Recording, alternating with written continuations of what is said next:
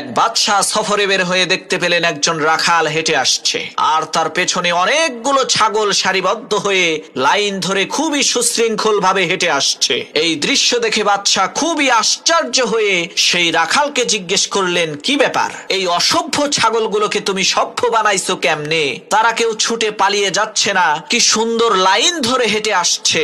তখন সেই রাখাল বলল, মহামান্বিত বাদশাহ, আমার এই ছাগলগুলোর মধ্য থেকে যে লাইন থেকে বের হয়ে যায় তাকে এমন পিটুনি দেই ভবিষ্যতে সে আর কখনোই লাইন থেকে বের তো হয়ই না, বরং ওই একটা ছাগলকে পিটুনি খেতে দেখে বাকি সবগুলো ছাগল ঠিক হয়ে যায়। রাখালের এই কথা শুনে বাদশা বলল, তোমার এই অসভ্য ছাগলগুলোকে যেইভাবে তুমি সভ্য বানিয়েছো, ঠিক একই ভাবে আমার এই দেশের অসভ্য মানুষগুলোকে তুমি কি সভ্য বানাতে পারবে?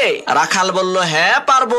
বাদশা বলল, তাহলে আজ থেকে তুমি প্রধান বিচারপতির দায়িত্ব পালন করবা। পরের দিন এক চোরের বিচার হবে। প্রধান বিচারপতির দায়িত্বে থাকা সেই রাখাল হুকুম করলেন, আমি মহান আল্লাহ রাব্বুল আলামিনের পবিত্র কালাম কোরআনের বিধান অনুযায়ী ফয়সালা করছি, তোমরা এই চোরের হাতটা কেটে দাও। রাখালের এই কথা শুনে উজির বললেন, বিচারক মহোদয়, আপনি তো নতুন বিচারকের দায়িত্ব পেয়েছেন, তাই হয়তোবা জানেন না এই চোর কিন্তু আমাদের নিজেদেরই লোক। তখন বিচারপতি রাখাল বললেন, তোমরা এই চোরের হাত কেটে দাও, আর সাথে সাথে এই মন্ত্রীর জিহ্বাও কেটে দাও।